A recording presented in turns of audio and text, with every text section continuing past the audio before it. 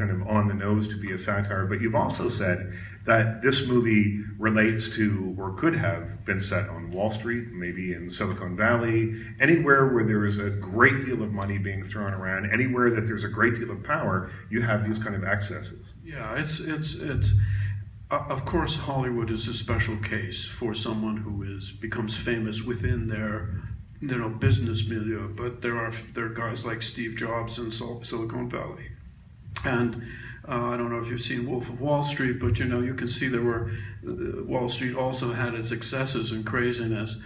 So what I was really trying to stress was that yes, this is a Hollywood story, but in some ways it's not a Hollywood story. It's not only that. It is about desperation, ambition, greed, and ruthlessness and brutality and a whole bunch of other things, and melancholy, really, kind of a sadness involved in all of those endeavors, and you could get that in other places besides Hollywood. But of course, the thing about Hollywood is, if you're famous in Hollywood, you are visually famous.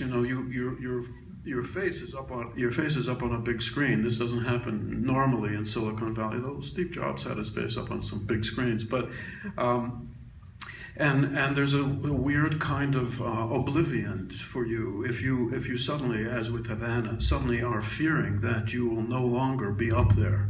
You will no longer get those phone calls. You won't get those parts. You won't be on that red carpet. It's like a kind of pre-death. It's a death before death. It's the death of your career and a huge part of what you are. So it's a kind of an existential anxiety that is particular to Hollywood, and of course visually it makes sense, but for a filmmaker. Well, you talk about